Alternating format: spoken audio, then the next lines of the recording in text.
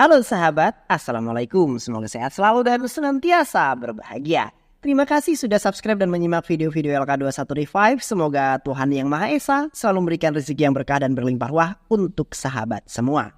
Nah, kita sapa-sapa dulu nih para penonton setia LK21 Revive. Terima kasih buat Farham Bebstar dari Aceh, Mr. Ciwang dari Balikpapan, Aliansa Sapusa dari Maluku, Ibnu Tutorial dari Bawean, Mas Duk Malolo dari Madura, Leandro Munis dari Timor Leste, Ihsan Maulana dari Padang, Yohanes Oliveira dari Timor Leste, Al Gaming dari Nganjuk, Valentino Sandika dari Palembang.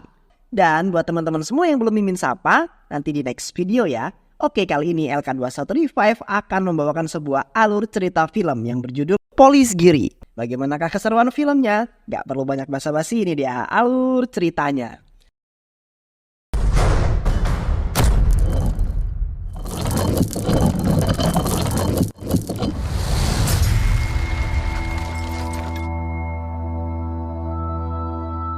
Di awal film, seorang pria misterius berjalan mendekati seseorang dan membunuhnya tepat di depan umum. Ternyata korban pembantaian tersebut merupakan seorang hakim. Berita pembantaian hakim ini tentu saja viral dan menjadi berita utama di berbagai media kota Nagapuram. Nagapuram adalah sebuah kota yang berada di perbatasan Andhra Pradesh, India. Kota itu adalah basis utama dari berbagai bisnis ilegal seperti perdagangan minuman keras, penjualan senjata api ilegal, dan peredaran obat-obat terlarang dan masih banyak lagi tentunya. Suatu hari seseorang pria bernama Rudra datang ke kota tersebut untuk membeli minuman keras. Dia membeli minuman keras tersebut untuk diminum. Ya iyalah, masa mau dibuang? Mencuci mukanya, kumur-kumur mulut, bahkan mencampuri minuman itu ke dalam makanan yang akan ia makan. Suatu ketika, Rudra terlihat selengean di tengah jalan. Dia tengah santuy menghalangi jalan sebuah mobil yang akan melintas. Mobil itu tentu saja mengklakson Rudra yang menghalangi jalannya.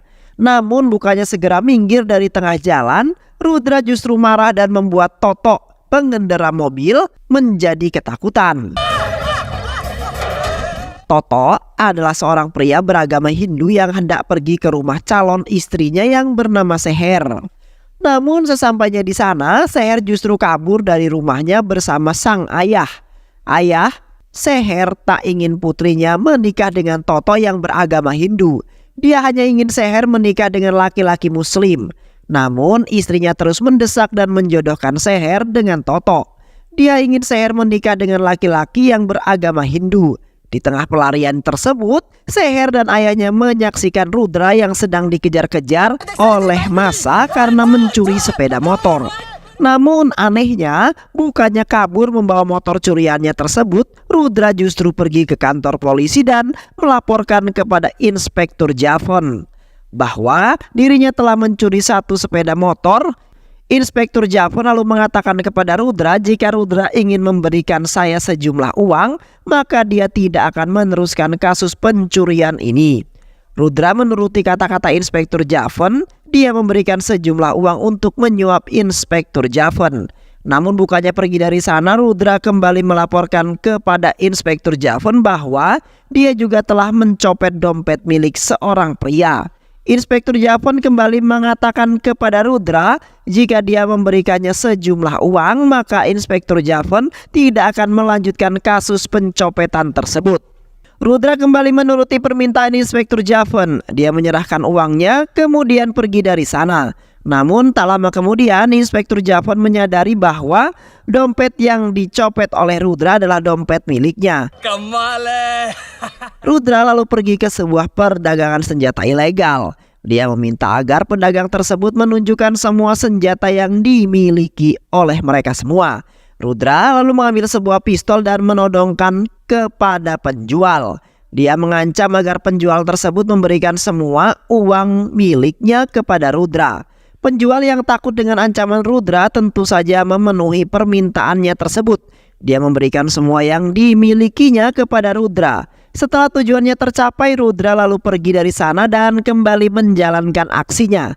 Kali ini Rudra pergi ke markas ketua gangster di kota Nagapura yang bernama Veramani. Veramani mengira bahwa Rudra adalah seorang pembantai bayaran Kemudian Feramani meminta Rudra bekerja di bawah naungannya. Dia berjanji akan memberikan Rudra uang yang sangat banyak jika berhasil membantai seseorang. Rudra juga akan dibantu oleh seorang polisi dalam menjalankan tugasnya nanti.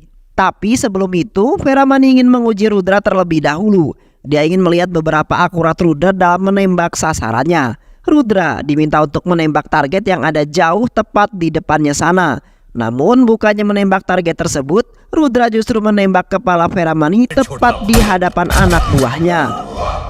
Anak buah Feramani tentu saja terkejut dengan hal tersebut. Mereka murka dan langsung menyerang Rudra.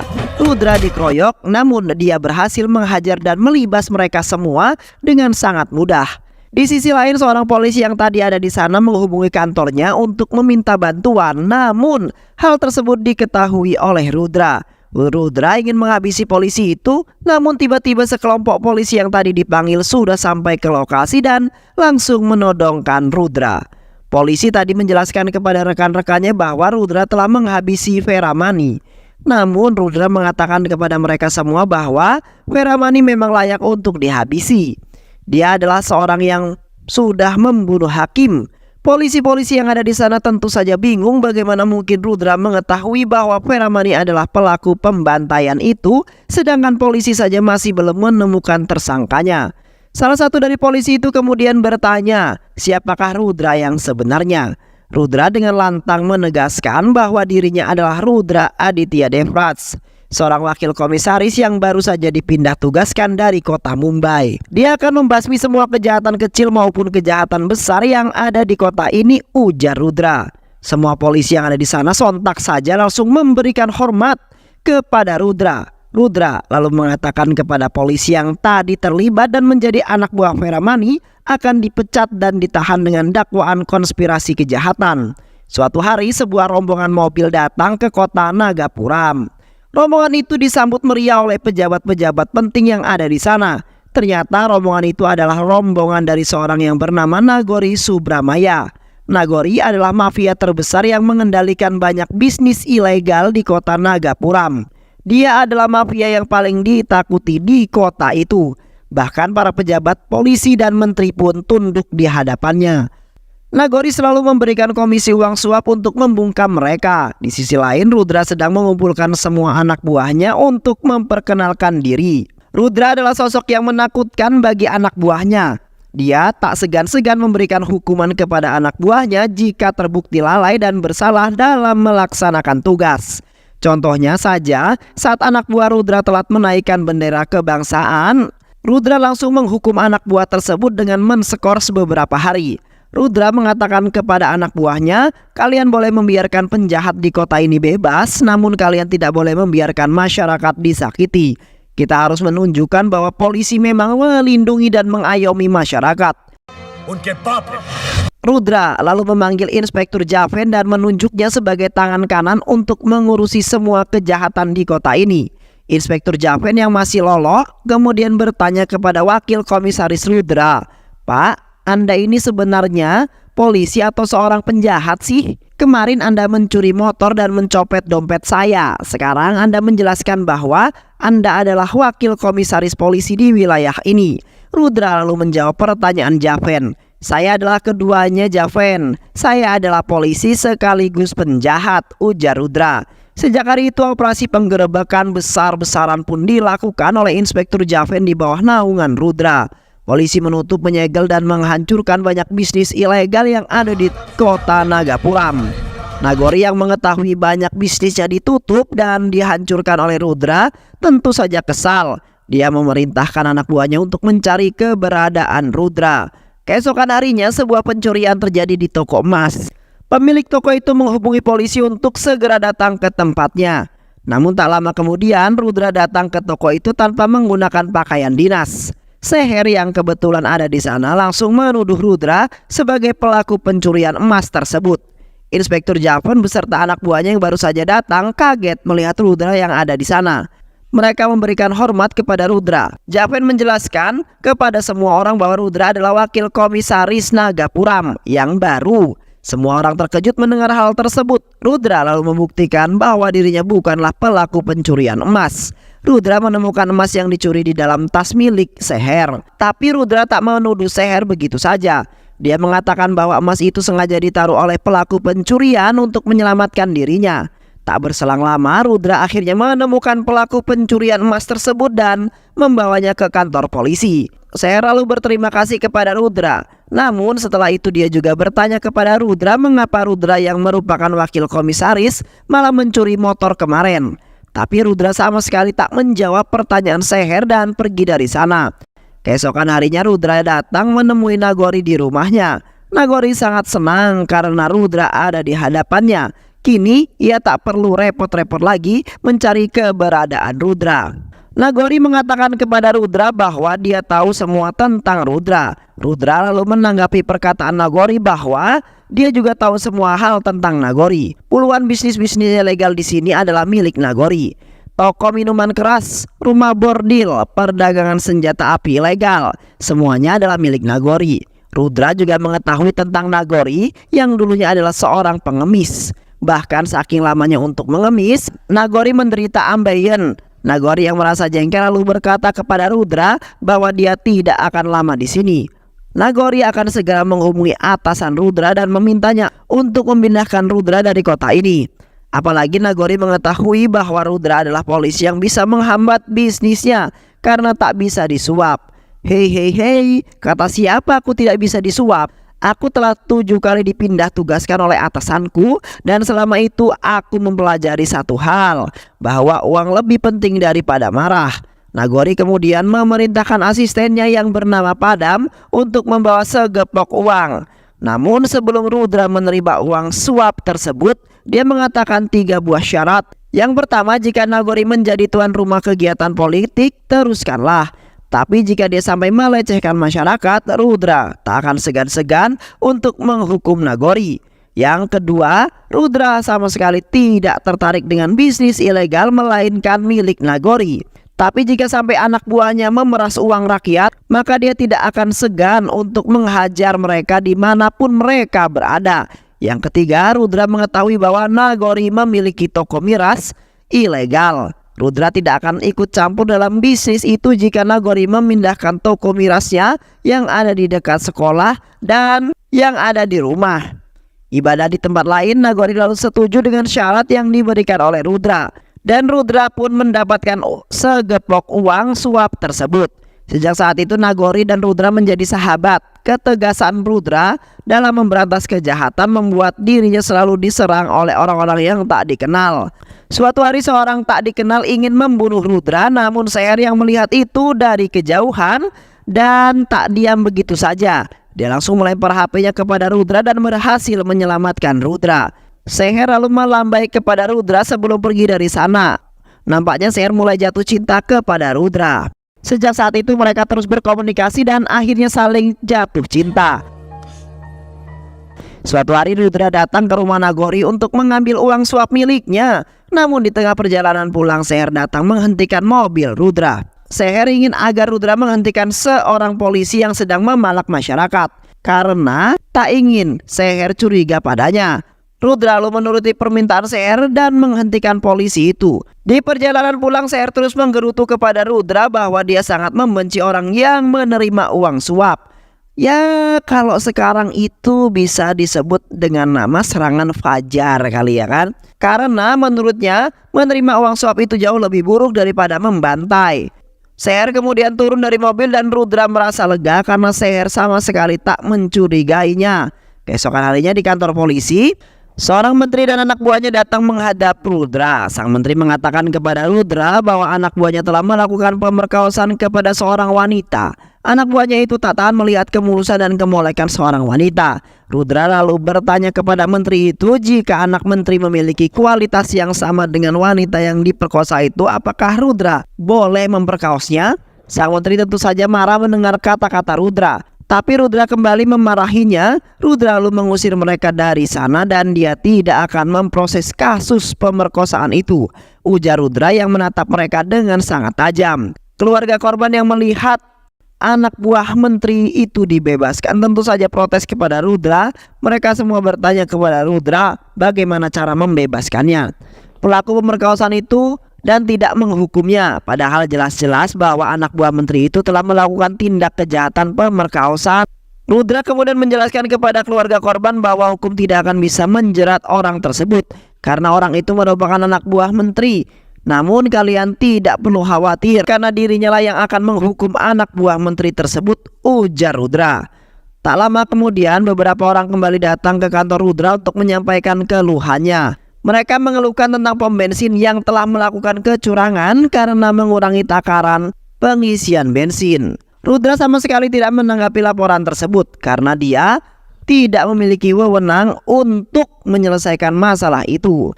Tapi ketika masyarakat menunjukkan seorang wanita yang telah dianiaya, Rudra seketika murka dan berubah pikiran. Rudra langsung datang ke pom bensin yang dimaksud dan menghajar pegawai yang melakukan penganiayaan hingga babak belur. Usut punya usut, ternyata pom bensin itu milik Nagori. Anak buah Nagori yang mengetahui hal tersebut langsung datang dan menyerang Rudra. Mereka berusaha untuk melukai Rudra. Namun Rudra dengan mudah mengalahkan mereka semua. Rudra lalu menyegel pom bensin tersebut. Nagori yang mengetahui hal tersebut tentu saja marah. Nagori lalu pergi bersama anak buahnya untuk mencari Rudra. Mereka mencegat Rudra yang tengah asik bermesraan dengan Seher di dalam mobil. Nagori lalu mengancam Rudra dan menyampaikan keluhannya. "Hei Rudra, mengapa kamu tega sekali menyegel pom bensin milikku itu, ha? Padahal aku tidak pernah lupa memberikanmu uang suap. Jika kau sampai melakukan hal seperti ini lagi, maka aku pasti akan menghabisimu," ujar Nagori. Nagori lalu pergi meninggalkan Rudra di sana. Tak lama kemudian Seher yang mengetahui fakta tersebut juga pergi meninggalkan Rudra dengan perasaan kecewa. Dia sama sekali tak menyangka jika Rudra mau menerima uang suap. Keesokan harinya Rudra datang menemui Nagori dan menyampaikan bahwa pom bensinnya telah dibuka kembali. Nagori tentu saja gembira mendengar kabar tersebut. Dia mengira bahwa Rudra telah tunduk kepada dirinya. Sebagai peringatan atas keberhasilannya tersebut, Rudra berencana untuk menggelar sebuah pesta. Dia juga meminta anak buahnya untuk mengundang Rudra hadir ke pesta tersebut. Singkat cerita, pesta pun digelar dan Rudra datang ke acara pesta tersebut. Dia bernyanyi dan bergoyang bersama Nagori di sana. Mereka sangat bahagia seolah tak terjadi apa-apa kemarin. Tapi setelah pesta selesai, ternyata dugaan bahwa Rudra telah tunduk kepada Nagori ternyata salah. Rudra sengaja datang untuk memberikan peringatan kepada Nagori. Dia menembakkan pistolnya lalu berkata kepada Nagori, "Kamu telah melakukan suatu kesalahan karena berani mempermalukanku di hadapan wanita yang aku cintai. Aku menutup pom bensin milikmu itu bukan alasan salah satu pegawai di sana telah menganiaya seorang wanita di depan umum. Dan itu sama saja dengan melecehkan harga diri rakyat itu. Aku sudah mengatakan kepadamu bahwa aku akan menghukum siapa saja yang berani melakukan hal keji," ujar Rudra. Rudra juga menegaskan kepada Nagori bahwa dia menerima uang suap itu hanya untuk menutupi kasus kejahatan Nagori, bukan untuk melarang dirinya bertugas. Di sisi lain, Seher yang sudah mengetahui bahwa Rudra menerima suap membuat nafsu makannya hilang. Tapi tak lama kemudian, sekelompok pria datang untuk menculik Seher. Ternyata penculikan Seher itu diperintahkan oleh Rudra. Rudra yang sengaja memiliki leher untuk menjelaskan tentang uang suap tersebut. Rudra tak ingin dirinya dipindah tugaskan cuma gara-gara menghalangi bisnis para mafia. Rudra ingin memberantas kejahatan di kota ini. Oleh karena itu, untuk mewujudkan keinginannya maka dia harus mendekati para mafia. Itulah mengapa dia sengaja menerima uang suap agar para mafia sama sekali tidak curiga. Seher kini memahami tindakan Rudra setelah hubungan mereka membaik. Di sisi lain, Nagori sedang meminta saran kepada anak buahnya. Salah satu anak buahnya lalu mengatakan kepada Nagori bahwa kita bisa menghabisi Rudra dengan bom ponsel ini, Pak. Cukup menekan tombol hijau saja dan bom akan meledak saat itu juga. Tapi saran itu ditolak oleh Nagori. Nagori mempunyai rencana lain. Dia meminta semua anak buahnya untuk menutup pasar dengan alasan akan ada kegiatan partai. Para pedagang yang ada di pasar tersebut kemudian mengadu kepada Rudra. "Pak, bagaimana nasib kami ini? Jika kami tidak bisa mencari makan maka kami bisa saja mati." Nagori menutup pasar secara paksa dan kami tidak mengetahui beberapa lama pasar akan ditutup. Rudra yang mendengar hal tersebut meminta mereka untuk berjualan di sana. Nagori yang mengetahui hal itu kemudian mengirimkan anak buahnya untuk mengobrak-abrik pasar. Namun di saat yang bersama Rudra juga datang bersama jajaran kepolisian. Awalnya mereka sama sekali tak takut dengan kedatangannya. Tapi ketika Rudra mengeluarkan parang dan tak segan-segan akan menghabisi mereka, seketika nyali mereka pun saat itu langsung menciut. Mereka pergi meninggalkan pasar, semua orang bersorak dan bangga kepada Rudra, namun tidak dengan Nagori. Dia menjadi gerah kepada Rudra berhasil menjadi pahlawan oleh masyarakat. Singkat cerita, Rudra baru saja menikah dengan Seher. Upacara pernikahan pun digelar dengan sangat meriah. Tapi tak lama kemudian acara terpaksa harus dihentikan. Mereka tidak mengatakan apapun kepada Rudra. Mereka hanya ingin Rudra segera ikut mereka ke dalam pasar. Dan sesampainya di sana, betapa syoknya Rudra melihat banyak orang yang sudah tewas menjadi mayat. Mereka lalu mengatakan kepada semua orang, ini adalah perbuatan anak buah Nagori. Bagaimana para pedagang dan masyarakat dengan meledakkan bom yang mereka bawa. Rudra yang sudah sangat murka tanpa pikir panjang lagi langsung menerobos masuk ke dalam rumah Nagori. Kedatangan Rudra sudah dinanti-nanti oleh Nagori. Nagori berkata kepada Rudra, "Hei pengantin baru, bagaimana kado yang kukirimkan tadi, sangat luar biasa bukan?" Rudra yang penuh amarah mengancam akan membuat Nagori membayar semua perbuatannya tersebut. Dia bersumpah atas nama wakil komisaris polisi Rudra Aditya Devarats, dia akan membuat Nagori kembali menjadi pengemis seperti dahulu kala. Rudra lalu pergi dari sana, namun sebelum itu Nagori dengan santai memperingatinya, "Kau tidak akan mampu melakukan hal itu karena sebentar lagi kau akan dipindah tugaskan oleh atasanmu." Tapi Rudra kemudian berkata kepada Nagori, "Ini adalah surat perpindahan tugas yang telah diberikan oleh atasanku. Di dalam surat ini aku akan segera dipindahkan 7 hari lagi. Dan itu adalah waktu yang cukup bagiku untuk menghancurkan dirimu." Rudra lalu pergi dari sana dan langsung mengganti seragamnya. Rudra mulai bergerak untuk menyegel semua usaha milik Nagori.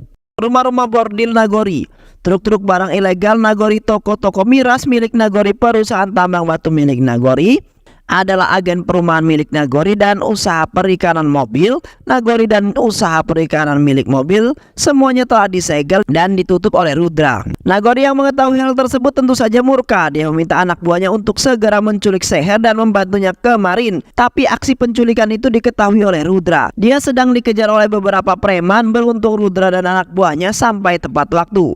Mereka berhasil menunjukkan Seher dan menyelamatkannya. Keesokan harinya saat Rudra ingin membelah dan menikmati durian Seher, sebuah telepon masuk dan mengganggu kesenangan Rudra. Penelpon itu mengatakan bahwa sebuah bom telah ditemukan di pasar. Rudra yang mendengar hal itu langsung bergegas pergi ke pasar bersama tim genggamannya. Namun sesampainya di sana, Rudra yang telah melakukan pengecekan tak menemukan beberapa bom tersebut. Sang penelpon lalu mengatakan kepada Rudra bahwa bom itu berada di rumah sakit. Rudra bersama timnya langsung menuju rumah sakit, namun kembali tidak menemukan keberadaan bom tersebut. Sang penelpon lalu kembali mengatakan kepada Rudra bahwa bom itu berada di bawah patung persis di seberang pom bensin. Rudra lagi-lagi langsung pergi ke sana, namun sesampainya di sana ternyata padam. Asisten Nagori dan seorang menteri anteknya, Nagori telah mempermainkan Rudra. Rudra lalu ditelepon oleh komisaris. Komisaris marah kepada Rudra telah mempermainkan anak buahnya. "Kamu sudah membawa anak buahku pergi ke berbagai tempat namun tak menemukan bom tersebut. Pergerakanmu itu telah mengganggu aktivitas masyarakat," ujar sang komisaris. Namun Rudra mengatakan kepada atasannya itu bahwa bom tersebut benar-benar ada. Dia telah menemukannya persis di bawah patung yang berada di seberang pom bensin. Bom itu berada di dalam mobil asistennya Nagori dan seseorang menteri. Rudra lalu menyurutkan api ke dalam tangki mobilnya, padam dan boom, mobil itu meledak seolah karena ledakan bom. Nagori semakin geleng-geleng kepada bagaimana cara untuk menyingkirkan Rudra. Dia lalu menghubungi komisaris yang ternyata tunduk kepada Nagori. Komisaris meminta Rudra membawa 1 batalion pasukannya untuk mengawal pawai seorang MLA bernama Prasad. Tapi Rudra meminta atasannya itu untuk membatalkan izin acara pawai tersebut. Rudra menilai jika pawai tetap dilakukan maksimal ada kemungkinan bakal terjadi sebuah kerusuhan. Walaupun begitu, komisaris tetap berpegang teguh pada pendiriannya. Ini adalah perintah pengantin Rudra. "Kerjakanlah, jika terjadi sesuatu aku yang akan bertanggung jawab." Komisaris juga menambahkan agar Rudra segera berdamai dengan Nagori agar tidak ada masalah lagi yang terjadi. Tapi Rudra tidak memperdulikannya. Di sisi lain, Nagori dan anak buahnya sedang menyusun rencana untuk menghabisi Rudra saat acara pawai nanti. Tapi Rudra yang mengetahui bahwa Nagori ingin membunuhnya saat acara pawai tentu saja tidak tinggal diam. Dia mengumpulkan seluruh anggotanya dan merencanakan sesuatu. Keesokan harinya acara pawai pun digelar. Rudra dan anak buahnya berhasil memegang kendali jalannya pawai tersebut. Satu persatu rencana Nagori berhasil dipatahkan oleh Rudra. Rudra berhasil menutup sebuah toko tempat Nagori menyembunyikan senjata miliknya. Dia juga berhasil menutup sebuah jalan yang mengarah pada gudang penyimpanan senjata milik Nagori. Rudra menggiring Nagori dan rombongannya itu seperti kawanan bebek. Hingga sampai di suatu jalan, para pedagang yang di sana menyerang rombongan pawai tersebut. Kerusuhan pun terjadi, pertikaian tak dihindarkan lagi. Ternyata kerusuhan itu adalah rencana Rudra. Dia bekerja sama dengan seluruh pedagang untuk menciptakan sebuah kerusuhan tersebut. Di tengah kerusuhan, Rudra mengambil sebuah pistol ilegal yang sudah dipersiapkannya. Rudra lalu membunuh MLA. MLA yang menjadi antek Nagori. Dan saat Rudra melihat anak buah menteri yang dulu pernah memperkaos seseorang wanita, dia lalu memberitahukan orang tersebut kepada abangnya korban. Abangnya korban tanpa banyak basa-basi lagi langsung mengejar anak buah menteri tersebut dan membacoknya hingga tewas. Ternyata aksi Rudra yang membunuh para MLA itu diketahui oleh salah satu anak buah Nagori. Dia lalu melaporkan hal itu kepada komisaris. Komisaris tentu saja marah kepada Rudra. Namun Rudra berhasil mengelak tuduhan tersebut. Pak, ini pistolku, pelurunya pun masih penuh. Bagaimana mungkin jika aku yang menembaknya, sedangkan peluru pistolku masih penuh? Itu artinya bukan akulah yang menembaknya. Kau tahu siapa aku dan aku tidak mungkin menembak tanpa izin darimu. Komisaris tak mampu berkata apa-apa. Rudra juga menambahkan kepada komisaris bahwa aku sudah memperingatimu jika ada kemungkinan terjadi kerusuhan dan kau mengatakan bahwa kau yang akan bertanggung jawab penuh atas kerusuhan tersebut. Kini komisaris mati kutu di hadapan Rudra. Dia benar-benar tak mengira bahwa Rudra telah mengatur semua ini. Nagori yang tak terima dengan kematian anak buah dan antek-anteknya itu kemudian datang ke kantor polisi dan menuntut Rudra. Tapi Rudra mengatakan kepada Nagori bahwa kita ini impas. Kau sudah membunuh orang-orang di pasar dan aku telah membalaskan dendam mereka. Namun aku tak akan berhenti sampai di situ saja. Aku akan membuktikannya sumpahku padamu. Aku akan membuatmu kembali menjadi pengemis seperti dulu. Dan saat kau bertemu denganku nanti, aku akan mengatakan maaf. Aku tidak memiliki uang receh, kawan. Setelah perdebatan tersebut, Rudra kembali melancarkan aksinya. Kali ini dia menargetkan Padam, asisten Nagori. Rudra berhasil menculik Padam.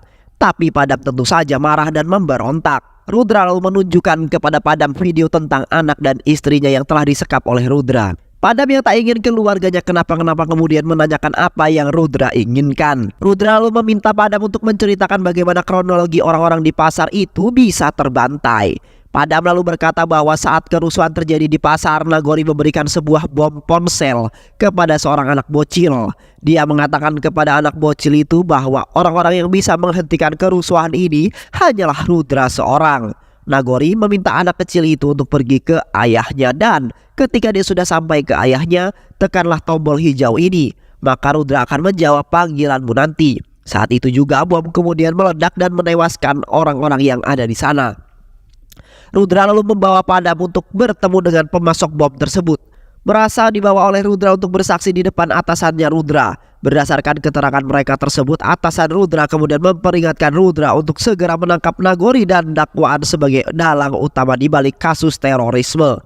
Di sisi lain, Nagori yang mengetahui kabar tersebut kini mulai merasa cemas. Dia meminta komisaris untuk melakukan sesuatu.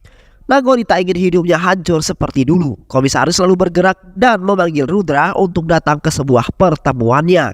Sebelum sampai di pertemuan itu, Rudra diwajibkan untuk mengisi daftar hadir. Dia menulis namanya dan mengambil pena yang ada di sana. Sesampainya di tempat pertemuan, ternyata Rudra sudah ditunggu oleh banyak orang penting yang ada di sana. Mereka adalah para MLA setempat, anggota parlemen, menteri atasannya Rudra, dan senior-senior Rudra dari kepolisian. Mereka sepakat untuk meminta Rudra berhenti mengganggu Nagori. Namun Rudra menjelaskan kepada mereka semua bahwa Nagori adalah seorang penjahat dan harus segera ditangkap.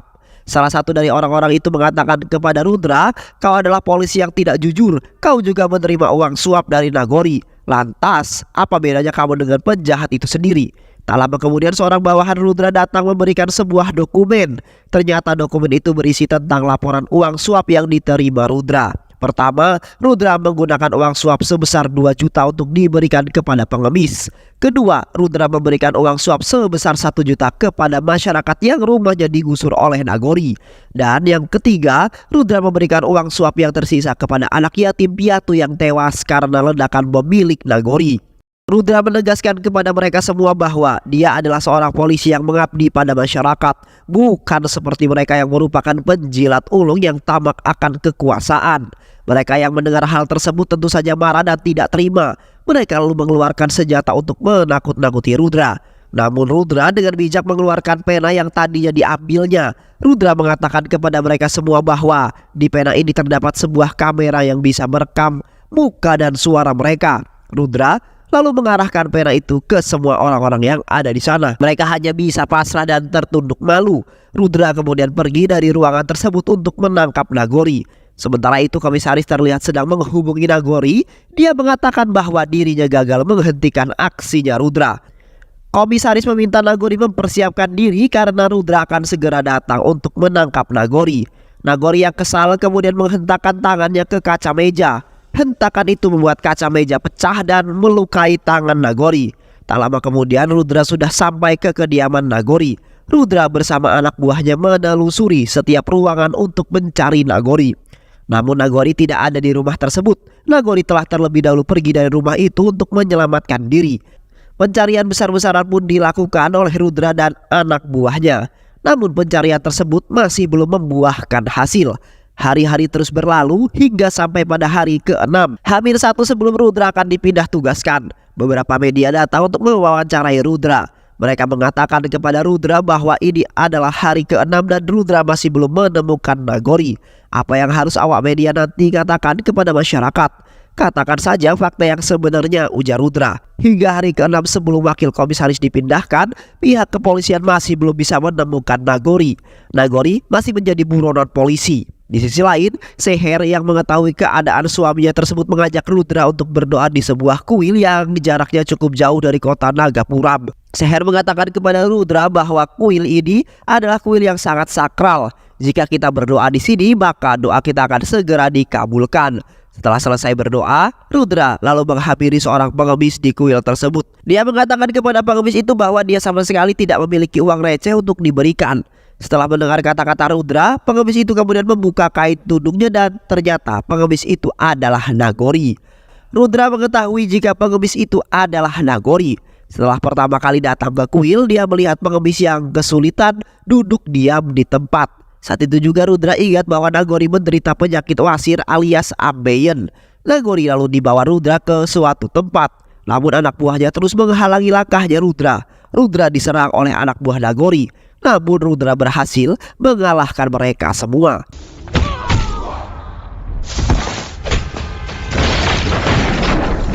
Rudra lalu mencari Nagori yang bersembunyi di suatu tempat. Setelah berhasil menemukannya, Rudra lalu membuat mobilnya berputar mengelilingi Nagori.